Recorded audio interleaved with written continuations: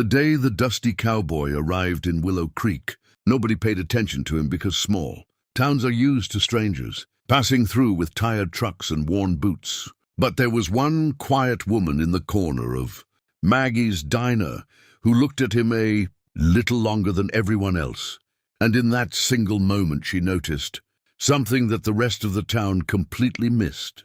The man who walked through that diner door looked like someone who had spent years riding fences and sleeping under open skies because his hat was old. His shirt had been washed so many times the color had faded, and his boots carried the dust of long roads.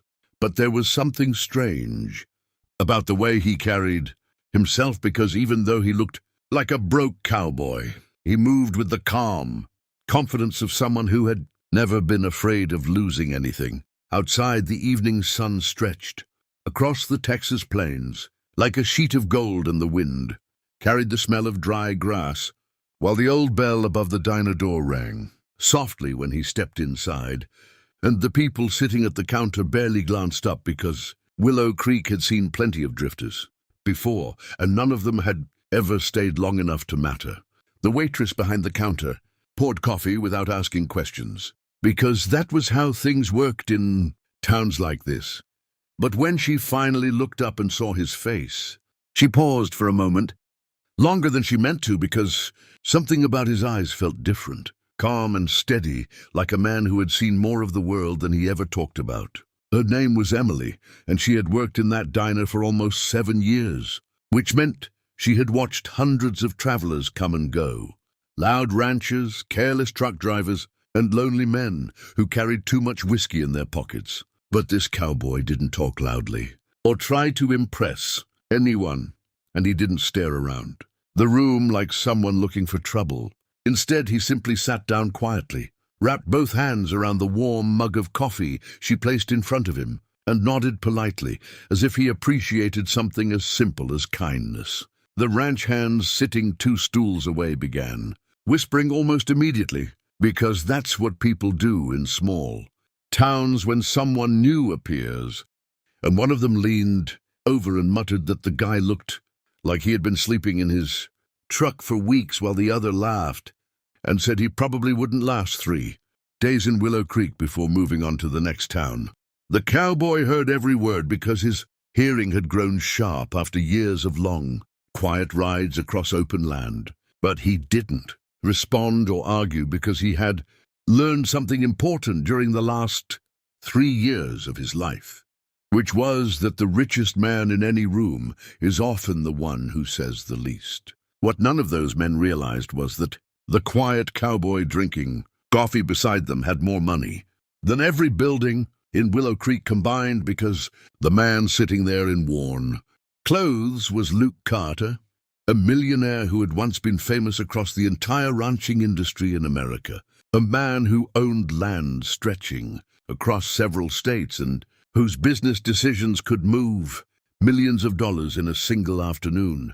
But Luke Carter had disappeared from that world almost overnight 3 years earlier, and when newspapers tried to find him, they discovered that the billionaire ranch investor who once appeared on magazine covers had sold most of his public companies, transferred his remaining wealth into hidden private accounts, and quietly vanished without explanation, leaving investors confused and reporters chasing rumors across half the country. The truth behind that disappearance was far simpler than people imagined, because Luke had spent most of his adult life surrounded by people who pretended to admire him while secretly calculating the value of his bank account.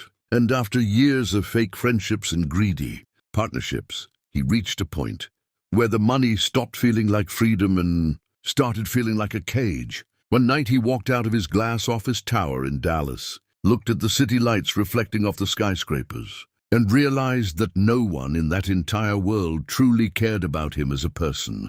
So he made a decision that shocked everyone who knew him, because he chose to disappear and start traveling through small towns, dressed like an ordinary cowboy, so he could watch how people treated a man who seemed to have nothing. For 3 years, he drove an old pickup truck from state to state, fixing fences on ranches, repairing barns, and working temporary jobs wherever he stopped. And during that time he saw something that made him both sad and wiser, because many people were kind only when they believed someone had something to offer them, while the truly genuine ones were rare and quiet like hidden water, springs in the desert. When Emily finally finished serving the other customers that evening, she stepped outside for her short break, carrying a simple sandwich wrapped in paper, and she noticed the cowboy standing beside the wooden railing of the diner porch watching the sun disappear behind the fields. She sat down on the bench a few feet away, and after a moment she spoke softly, because silence never made her uncomfortable the way it did with other people, asking him if he was new in town. And Luke turned slightly toward her before answering that he was just passing through, like most travelers who stopped for coffee in Willow Creek. Emily studied him for a second longer before taking a bite of her sandwich and saying something unexpected, telling him that most drifters who came through town usually talked too much about where they had been and where they planned to go next, but he didn't seem like someone trying to prove anything. Luke raised an eyebrow with quiet curiosity and asked what made her think that, and Emily shrugged gently before explaining that small details reveal more about people than their words ever do, mentioning that his boots might look worn, but they had originally been expensive handcrafted leather, and the way he said "yes, ma'am" earlier showed he had been raised with respect that most wandering cowboys forgot long ago. Luke felt something shift inside him, because during the last 3 years he had met hundreds of people who barely noticed him at all. Yet this quiet waitress had seen through several layers of his disguise in less than 10 minutes. He laughed softly and admitted that she might be more observant than most people in town, and Emily smiled with calm amusement before telling him not to worry, because everyone in Willow Creek had their own past, and nobody forced strangers to explain theirs. Days passed slowly in the rhythm that only small towns understand, where mornings begin with the smell of fresh coffee and evenings end with dusty sunsets stretching across the horizon. And Luke stayed longer than he originally planned, because something about Willow Creek felt peaceful in a way the cities never had. He rented a small room above the hardware store, started helping a nearby ranch repair broken fences, and spent most mornings at Maggie's diner, where Emily would quietly place his coffee on the counter before he even asked for it. The townspeople slowly began to recognize the quiet cowboy who worked hard without complaining and never bragged about anything. And although they still believed he was just another traveling ranch hand, they started greeting him with friendly nods whenever he passed through the main street.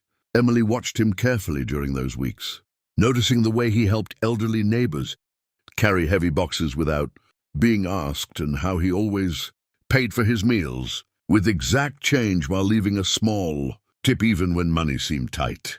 One evening, a violent storm rolled across the plains without warning, turning the sky black and sending powerful winds tearing through the fields, while rain crashed against rooftops like handfuls of gravel. The lights inside the diner suddenly flickered and went out, leaving the room in darkness as customers muttered in frustration, and the sheriff reached for a flashlight. A loud cracking sound echoed from outside when a tree branch snapped and fell across the road, blocking the path that emergency vehicles used to reach the nearby highway. And while everyone rushed toward the windows to look at the damage, Luke quietly grabbed a tool from his truck and stepped into the storm without saying a word. For nearly 15 minutes, he worked alone in the rain, cutting apart the heavy branch and dragging it off the road so cars could pass safely. And by the time he returned to the diner, his clothes were soaked and mud-covered, his boots, but his expression remained calm, as if helping strangers during a thunderstorm was the most normal thing in the world. Emily handed him a dry towel and thanked him softly, and Luke simply shrugged before saying it was nothing, because a fallen tree shouldn't stop a town from sleeping peacefully. Weeks turned into months, and the quiet cowboy slowly became part of Willow Creek's daily life. But everything changed on a clear morning when a black luxury SUV rolled into town and parked directly in front of Maggie's diner, drawing curious stares from every passerby. Because vehicles, like that, rarely visited places, where dirt roads outnumbered paved ones. Two men wearing expensive suits stepped out of the SUV and walked inside with serious expressions, scanning the room until their eyes suddenly locked onto the cowboy, sitting at the counter drinking coffee. One of them froze for a moment before speaking words that silenced the entire diner, addressing him respectfully as Mr. Carter, while explaining that the company board had been trying to locate him for months because an important meeting in Dallas required his presence immediately. The ranch hands sitting nearby burst into laughter because the idea that the quiet drifter beside them could be anyone important sounded ridiculous. But the suited man calmly showed them a business magazine on his phone displaying a photograph of Luke Carter standing in front of a skyscraper, beneath the headline describing him as one of the most powerful ranching investors in the country. The room fell silent as realization slowly spread across shocked faces, and everyone stared at the cowboy who had been fixing fences and drinking cheap diner coffee for months as if he were suddenly a completely different person. Luke sighed quietly and placed money on the counter before looking at Emily with an expression that carried both apology and relief, admitting that he had never intended to deceive anyone, but sometimes the only way to understand people is to live among them without the shadow of wealth.